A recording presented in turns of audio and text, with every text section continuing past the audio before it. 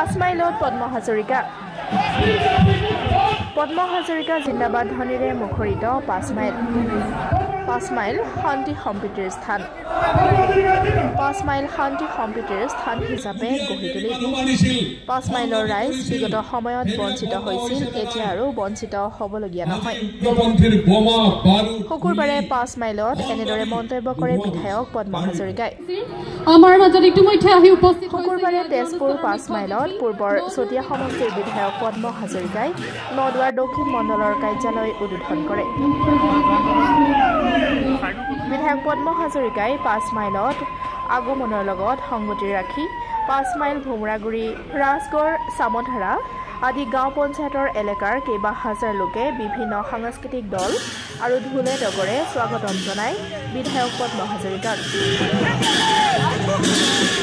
বিধায়ক পদ্ম হাজৰিকাই নদুৱাৰ দক্ষিণ মণ্ডলৰ কাৰ্যালয় উদ্বোধন কৰি এক জনসভা সম্বোধন কৰি 5 মাইল ভোমৰাগুৰি চামধাৰা ৰাজগড় আদি এলেকাৰ বিভিন্ন সমস্যাসমূহ সমাধানৰ লগতে ৰাইজৰ আশা আকাংক্ষা পূৰণ কৰিবলৈ সকলো প্ৰকাৰে চেষ্টা কৰিব বুলি বিধায়ক পদ্ম হাজৰিকাই ৰাইজক আশ্বাস প্ৰদান কৰে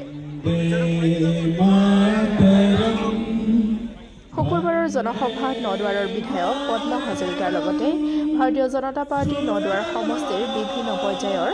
নেতা কৰ্মী আৰু কেইবা হাজাৰ স্থানীয় ৰাইজ উপস্থিত থাকে এই সন্দৰ্ভত বিধায়ক পদ্ম হাজৰিকাৰ মন্তব্য 5 মাইলত আজি আমাৰ দলৰ কাৰ্যালয় আমি উদ্বোধন কৰিছোঁ আৰু 5 মাইলত আমাৰ দলৰ সংগঠিত হৈ শক্তিশালী হ'ব তৃণমূল পৰ্যায়ত আমি গঠন কৰিছোঁ আমি শক্তি কেন্দ্ৰ গঠন কৰিছোঁ আমি মণ্ডল সমিতিৰ দ্বাৰা ইয়াত দলীয় আমাৰ কাৰ্যকৰ্তাসকলক সংগঠিত কৰিছোঁ যুৱ মৰ্চা মহিলা মৰ্চা সংখ্যালঘু মৰ্চা কিষাণ মৰ্চা এই সংগঠন আমি কৰিছোঁ গতিকে 5 মাইলত যিহেতু আমাৰ দলৰ ভেটি শক্তিশালী হৈছে আমি দলে বিচাৰোঁ শান্তি সম্প্ৰীতি আমি দলে বিচাৰোঁ বিকাশ আমাৰ প্ৰধানমন্ত্ৰী ডাঙৰীয়াই সবকা সাথ সবকা বিকাশ সবকা বিশ্বাস আৰু সেইকাৰণে আমি কৈছোঁ যে আমি প্ৰধানমন্ত্ৰী ডাঙৰীয়াৰ আদৰ্শৰে যিহেতু দলটো আমি আগুৱাই লৈ গৈছোঁ গতিকে 5 মাইল শান্তি হ'ব 5 মাইলত যদি কোনোবাই অপকৰ্ম কৰি আছে অপকৰ্মবিলাক দূৰ হ'ব 5 মাইলত এই অঞ্চলৰ মানুহৰ উন্নয়নৰ কাৰণে কাম কাজ হ'ব এই অঞ্চলৰ সামাজিক যদি কিবা ব্যাধি আছে সেইখিনি দূৰ হ'ব সামাজিক প্ৰমূল্যবোধ ৰক্ষা হ'ব ৰাজনৈতিক প্ৰমূল্যবোধ ৰক্ষা হ'ব এই অঞ্চলৰ জনসাধাৰণৰ দুখ বেদনা দূৰ হৈ বানপানীৰ দৰে যিবিলাক আমাৰ সমস্যা আছে ৰাস্তা পদূলিৰ সমস্যা আছে চিকিৎসাৰ ক্ষেত্ৰতো কৰিব লগা আছে শিক্ষাৰ ক্ষেত্ৰত কৰিব লগা আছে ইয়াৰ মানুহৰ অৰ্থনৈতিক ভেটি শক্তিশালী কৰিব লগা আছে ইয়াৰ ল'ৰা ছোৱালীক মানৱ সম্পদ হিচাপে সৃষ্টি কৰিব লগা যিখিনি কাম কাজ আছে 5 মাইলত আজি দলীয়ভাৱে আমি ঘোষণা কৰিছোঁ 5 মাইলত আজিলৈকে বিজেপিৰ বিধায়ক হোৱা নাই আমি বিজেপিৰ দল পঞ্চায়তৰ প্ৰতিনিধিও আমাৰ আচলতে নাই গতিকে এইবাৰ আমি 5 মাইলত দলৰ ভেটি শক্তিশালী কৰি ৰাইজে ভাৰতীয় জনতা পাৰ্টীৰ প্ৰতিনিধিক জয়যুক্ত কৰিব আৰু 5 মাইল সকলো দিশতে আগুৱাই নিবৰ কাৰণে 5 মাইলত স্থায়ী শান্তি প্ৰতিষ্ঠা কৰিবৰ কাৰণে আস্থাৰ 5 মাইল বিশ্বাসৰ 5 মাইল ইয়াত আমি বিশেষকৈ ইছলাম ধৰ্মৰ মানুহ আছোঁ গোৰ্খা মানুহ আছোঁ বংগবাসী মানুহ আছোঁ আমাৰ কোচকলিত মানুহ আছে যে বিভিন্ন জাতি জনগোষ্ঠী ধৰ্মৰ মানুহৰ মাজত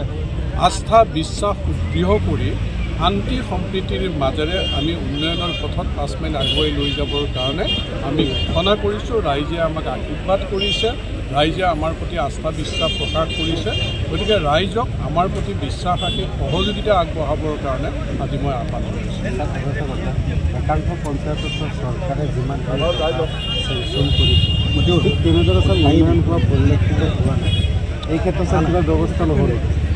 5 মাইলত দুৰ্নীতি হৈছে 5 মাইলত জেটিচি কাৰণে পঞ্চায়ত একাংশ পঞ্চায়ত মই কথাটো কৈছোঁ যে যিটো দলে দুৰ্নীতিক প্ৰশ্ৰয় দিয়ে যিটো দলে এই বেয়া কামবিলাকত অৰিহণা আগবঢ়ায় তেওঁলোকে নিয়ন্ত্ৰণ নকৰে ৰাইজৰ স্বাৰ্থ তেওঁলোকে কথা ভাল কয় কিন্তু কামখিনি ভাল নকৰে গতিকে আমি যোগ্য প্ৰতিনিধি 5 মাইল অঞ্চলৰ পৰা দিম ইয়াত যাতে দুৰ্নীতি আমি নোহোৱা কৰিবলৈ সকলো প্ৰকাৰে আমি চেষ্টা কৰিম আমাৰ হাতত আলাউদ্দিনৰ চাকি নাই একেদিনে আমি সকলো কৰি দিব নোৱাৰোঁ কিন্তু দুৰ্নীতি নোহোৱা কৰি ৰাইজৰ স্বাৰ্থত কাম কৰিবৰ কাৰণে আমি এটা ইয়াত পৰিৱেশ কৰাৰ আমি সংকল্প লৈছোঁ। এগৰাকী পঞ্চায়ত সদস্য আছিলে, এতিয়া বিজেপি দলত জইন কৰিছে। আজি কাৰ্যালয় উদ্বোধন হৈছে, কি ক'ব? মই নথৈ আনন্দিত। মানে আমি আগত যি আমাৰ ধৰ্মীয় সংখ্যালঘুৰ মানুহখিনি সন্দেহৰ কিবা এটা হেৰি আছিলে,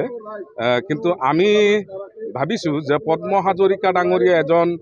সবল ব্যক্তি, তেওঁ এজন সবল MLA। কাৰণ উন্নয়নৰ কামত চতিয়া সমষ্টিত যিদৰে কাম আগে পিছে কৰি আহিছে, আমি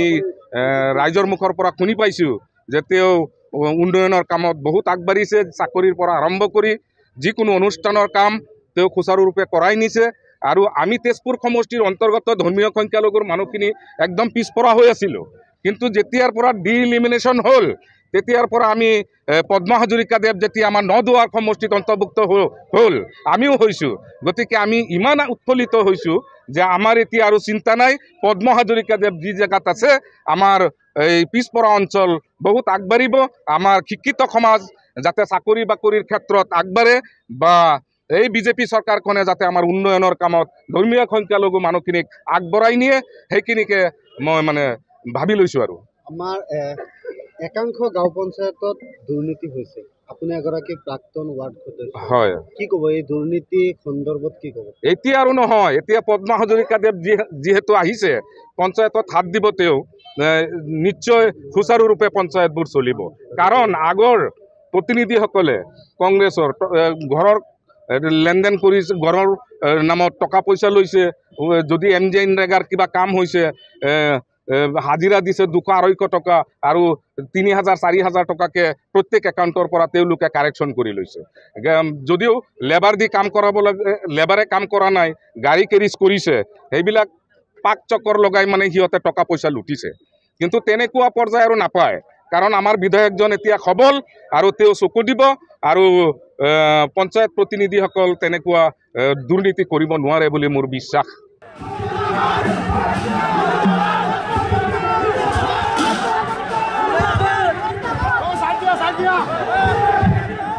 ৰিপৰ্ট ডেমক্ৰেটিক আছাম।